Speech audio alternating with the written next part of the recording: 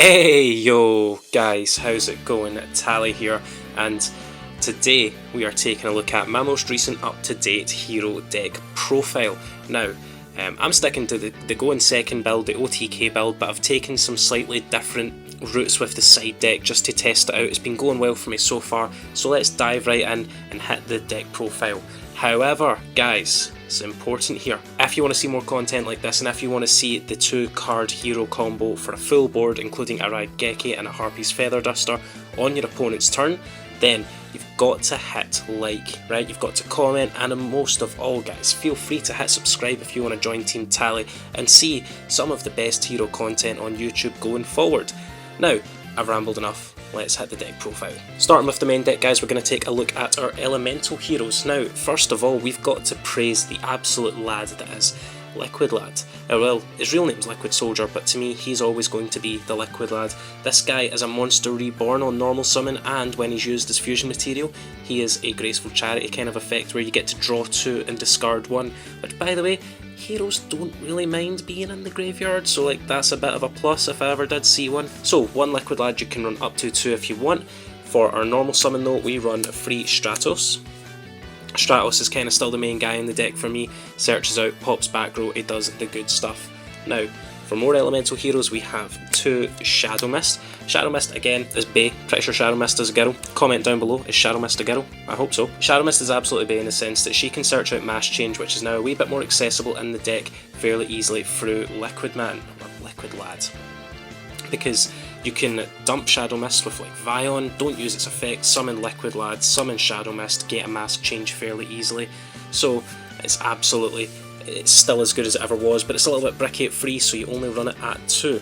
Also, last elemental hero we're going to be running is Honest Neos. Guys, Honest Neos is the absolute king, champ, god. It wins so many games on its own. It's such an absolute champ. Got to run at least 1 Honest Neos. Okay, so that's our elemental heroes. We're running 1, 2, 3, 4, 5, 6, 7 elemental heroes. Nice and easy to search out because you've got the best elemental hero, Stratos. That's that for that. For our Destiny heroes, we have 3 Malicious, because Konami made the mistake of bringing Malicious back to 3. We've got 1 Dynatag, and I'm still playing Draw Hand, but there's now 3 cards in contention for the best level 4 Destiny hero. So I run Draw Hand just because it can be Dark Claw fairly easily. It can summon itself on your opponent's turn, so you don't have to like lose board presence. Malicious is just malicious, like this card is nuts. Let's bring it a little bit closer. It's just free link extenders. It makes Nibiru a bit less of a threat. Like if they Nibiru you and you haven't used your malicious, you've still kind of got plays left to make. And Dynatag makes Dystopia live, and Dystopia is a good card, you know, you want a live Dystopia. Now you'll see that I'm not running Plasma, like I've been running the deck without Plasma, and I've just found that Plasma doesn't necessarily hold the deck back, but I have a tendency to draw Plasma way more often than I have any right to, and it's always when I've got like these 2 in hand with no extenders. So while Plasma's an amazing card, I just don't really get the value that I need out of it.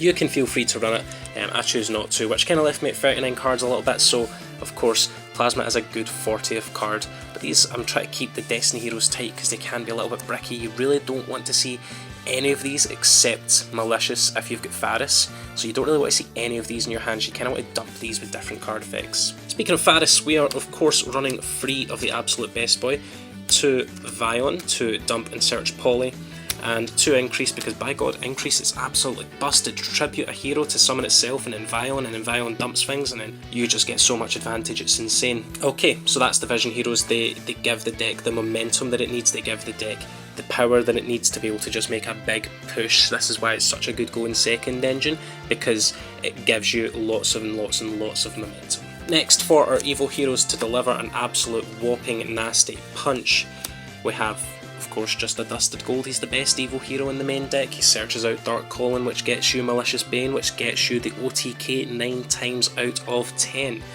That's really all there is to say about this guy. He is really expensive. You don't really need to play him, but if you wanna play the best version of a hero deck, it includes a Dusted Gold. So that's our hero package. Overall we have 7, 12, we've got 20 heroes in the main deck, which is a nice number. Because they're really searchable through Stratos, through E-Call, then it's easy to see pretty much whatever hero you want in the deck. Next we're running some hand traps, so I run to Ash Blossom, just because you see a lot of Rogue at a lot of the events, and Ash Blossom is kind of the most versatile hand trap in the sense that it takes on the most different types of Rogue decks. So that's all there really is to say about that. Like, we do side Droll because Spiral is quite a threat this format. Droll is also good against Rogue, but it just happens to be that kind of going into game one, Ash is just a little bit more versatile, I would say, and it helps kind of put some Rogue decks straight to sleep. So 22 monsters overall. Again, we're not running a huge amount of hand traps, we're just running enough, I would say, so that it's not clogging. Moving on to the spells, we play 3 of the best spells in the deck. We play Fusion Destiny. This card's a 1-card OTK, it's a live dystopia, it's a full combo all on its own. Just means you have to summon only dark heroes for the rest of the turn, which kind of can shut off some plays, such as your Sunrise and that, but realistically, if you're opening this card and they don't ash it, you've won the game. So Fusion Destiny, absolute champ. I would like to see it get like an upgrade and rarity, like, oh, OTS ulti would be sick. Next we're running Free Mass Change because it's still easily searchable via Shadow Mist and Liquid Lad, and of course with Liquid Lad you can actually increase your chances of drawing into it if you appropriately deck Finn throughout your combo, send some pieces to the graveyard, and then draw 2 and discard 1, so like a draw 2 to get this, it's disgusting. Next we've got 2 E-Call, pretty much just because like Droll is a thing. Droll is a thing in this format. Droll will always stop heroes because of their reliance on searching, so you don't want to see like loads and loads and loads of search cards, despite the fact that heroes search loads and loads and loads regardless of what you do. But at the end of the day, like, you can probably still OTK through a Droll if you get the right hand.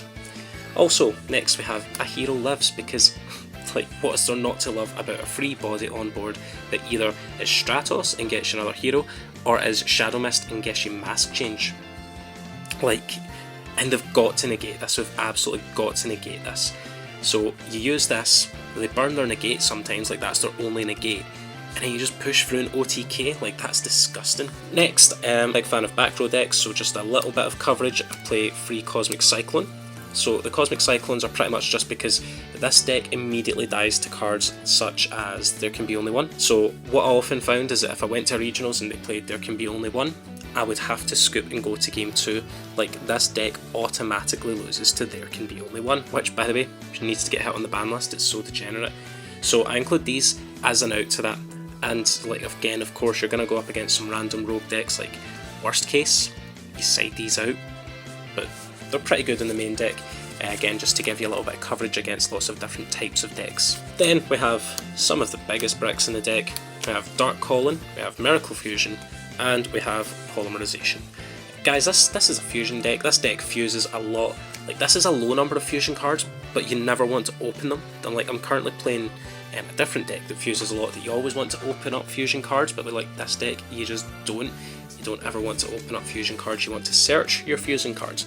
But there's been times where like I've opened this and like 2 free dead heroes went into Trinity, or like a different like Adoration, and just OTK'd. Like, Trinity's disgusting.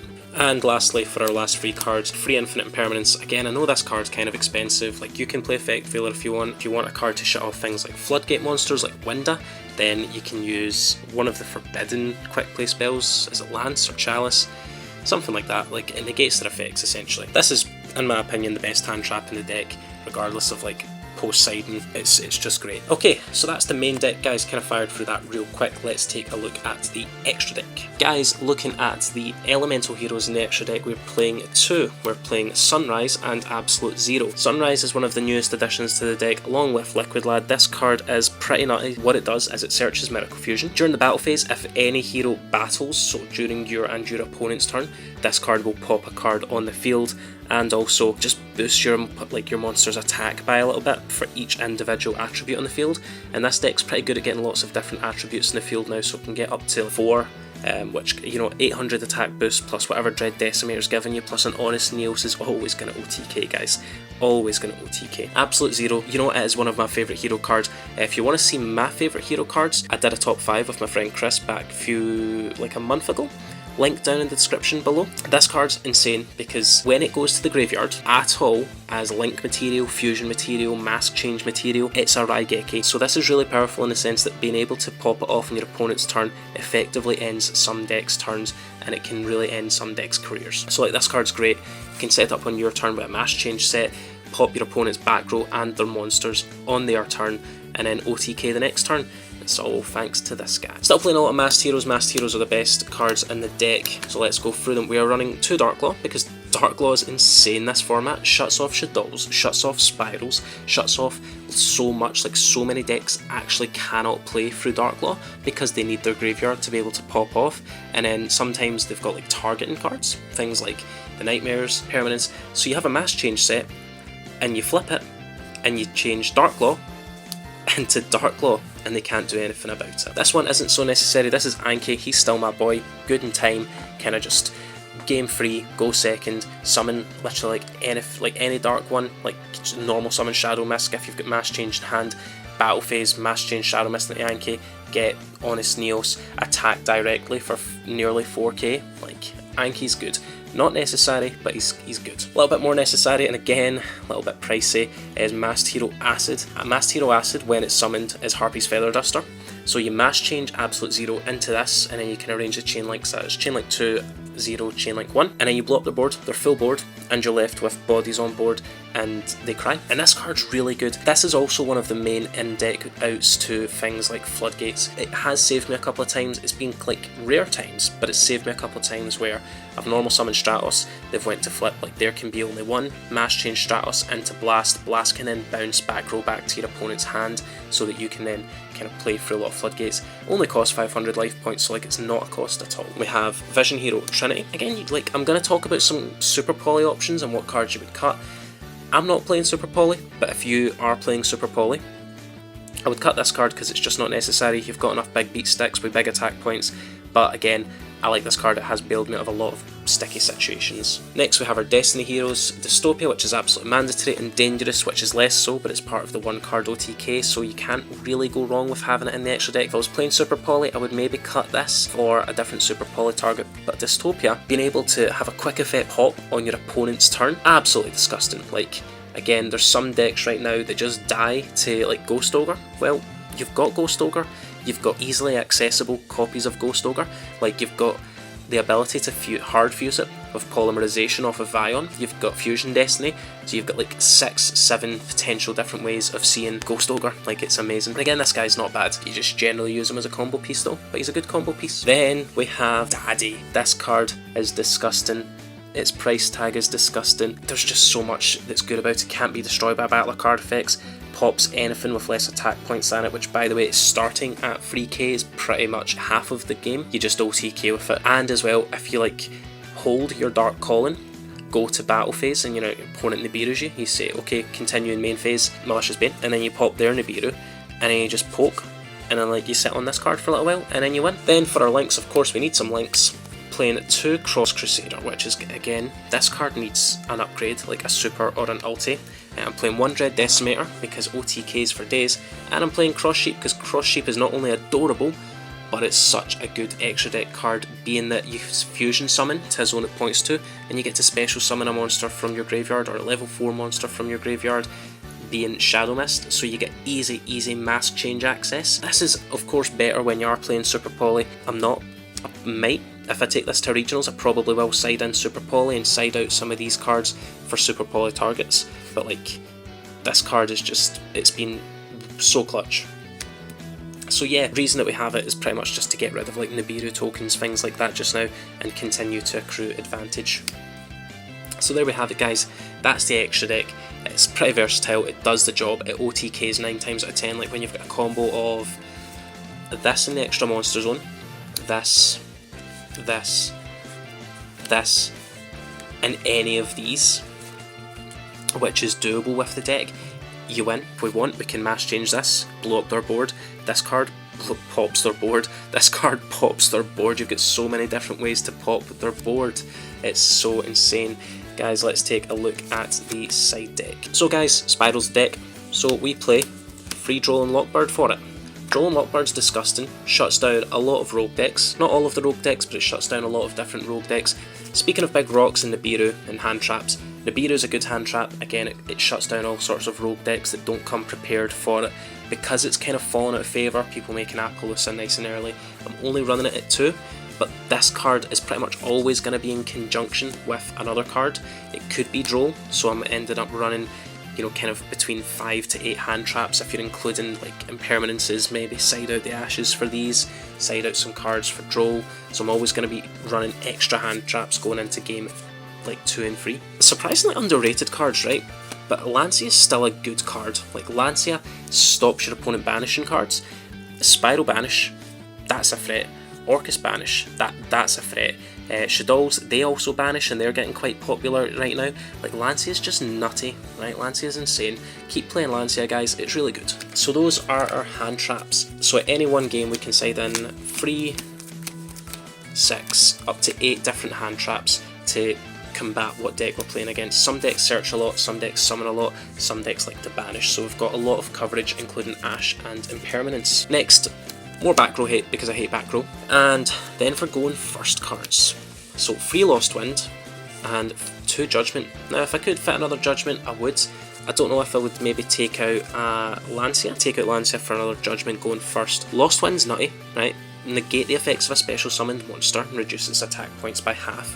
And Judgment negates summons. Like, this is disgusting. And this card comes back, so if your opponent was to summon from the extra deck, you reset this on your field and banish it when it leaves the field. So that's pretty good. Like, this is an underrated card, and I'm liking it because when I see it, it gives me either enough time to OTK or it stops my opponent dead in their tracks. I'm liking this package. It's good. It's a good going first package, along with like Infinite Impermanence, which you can set. Like, the deck can play traps. You don't need to always try and go for the OTK. You can play a slower game if you want, because heroes can build up resources very quick, so when you want to end the game, you can. Alright guys, let's take it to the outro. Guys, as always, thank you so much for watching. It means a lot. Please feel free, like, subscribe. If you liked it, give it a like. If you loved it, give it a share and tell everyone you know about Team Tally today. And if you want to join Team Tally, the subscribe button, as we said, is down there. Guys, link in the description to mine and Chris's top 5 favourite heroes, competitive versus casual. As always guys, you have been amazing. I've been Tally. I'll catch you later. Bye.